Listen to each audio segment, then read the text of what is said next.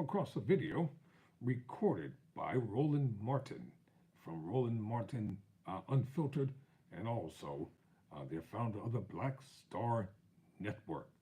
So I want you to check it out. Tell me what you think in the comment section. His response to the incoming administration. You are not going to see a capitulation from this show and from this network to that thug who's going to be occupying the building 2 blocks from this studio. What you're not going to see are the sort of silly, ridiculous things that you've heard come from so-called progressive folks at the Young Turks, like Yank Ugar and Anna Kasprin, who frankly have been sounding more MAGA than anything else. What you're not going to see are the people like Jimmy Dore, who sound like Bernie bros, who turn into right-wing MAGA supporters. What you're not going to see is anybody, definitely not this show and this network, kissing the ass of Donald Trump and these MAGA people. We know that they are awful for black people. We know that they are awful for righteous Americans. And the problem that we have right now is that we have too many journalists, especially mainstream white media. They are scared to death of Donald Trump. They are running around, oh my goodness, what is he going to say about me and tweet about me? Well, we don't actually care. What you are going to hear every single day until we run these thugs out of power is you're going to hear the truth. You're going to hear everything about them. You're going to hear what they do, but also what they do not do. And I'm telling you right now, this is a moment that requires people of courage. This is a moment that requires journalists, it requires editors, it requires photographers, videographers, it requires panelists on this show who have the courage, who understand decency, who have morals, values, principles, and ethics, things that Donald Trump and his appointees do not have. These people are simply our enemy. This is not about getting along with them. This is not about, sitting down and hearing them out. We heard from them since he led the birther attacks. We heard from them since he came down that escalator attacking immigrants, attacking migrants, attacking people who are not like them. We heard the shameful, despicable things that he and Melania Trump and J.D. Vance said about then President Barack Obama and Michelle Obama. We heard the things that they said about President Biden and Vice President Kamala Harris. And let's be perfectly clear, Donald Trump has done nothing to earn being called president. That's why you will never hear him referred to as president by me on this show. It is not going to happen. See, we talk about celebrating Dr. King. One of the things that Dr. King said is that just because it is a law does not mean it is a just law. Just because people have a title don't mean you have to call them by that title.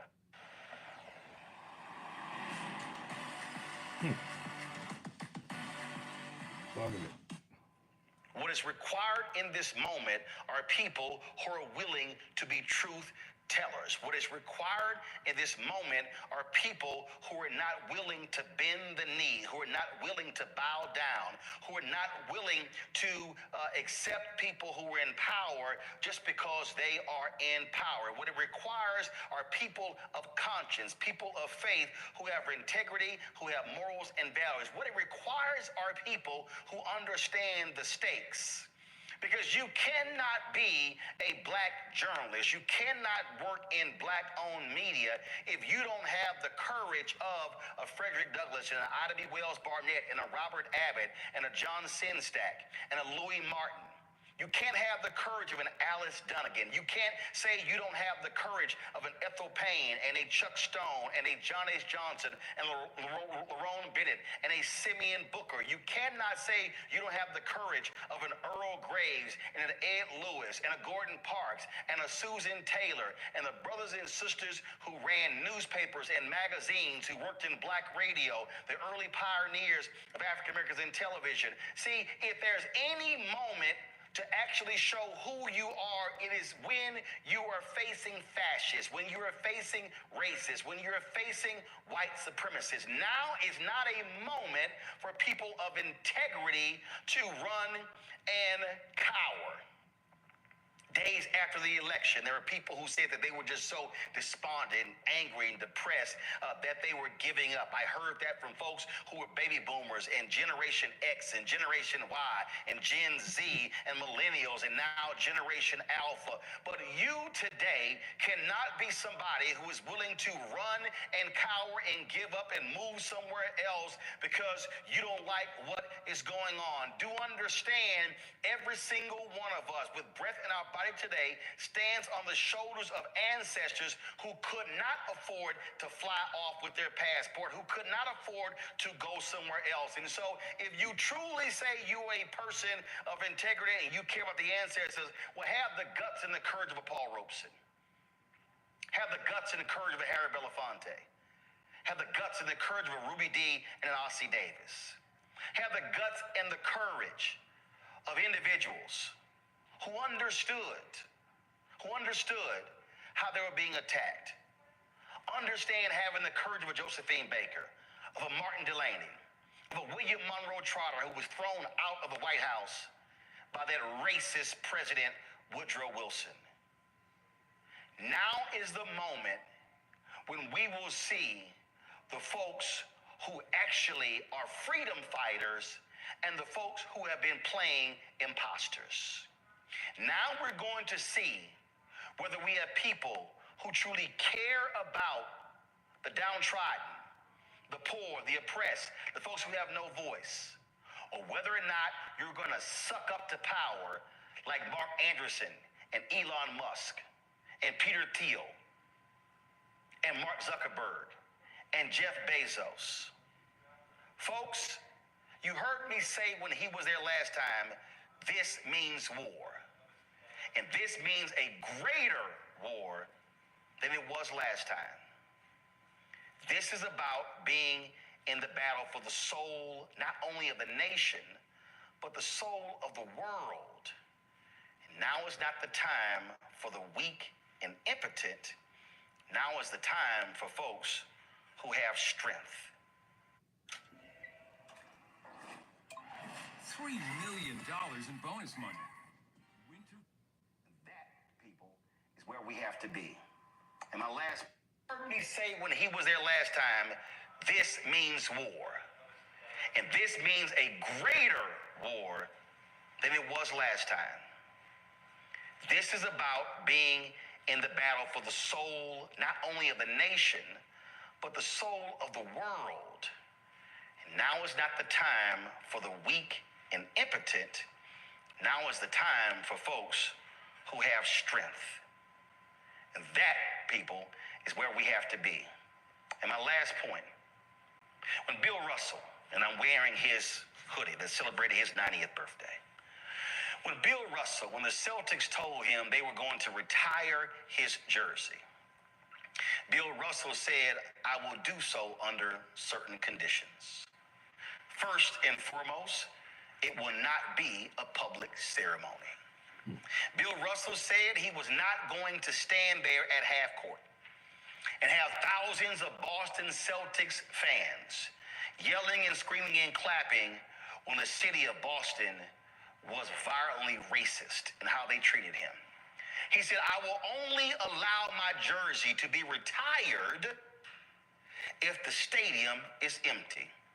And the only people who are going to be there will be my fellow ball players.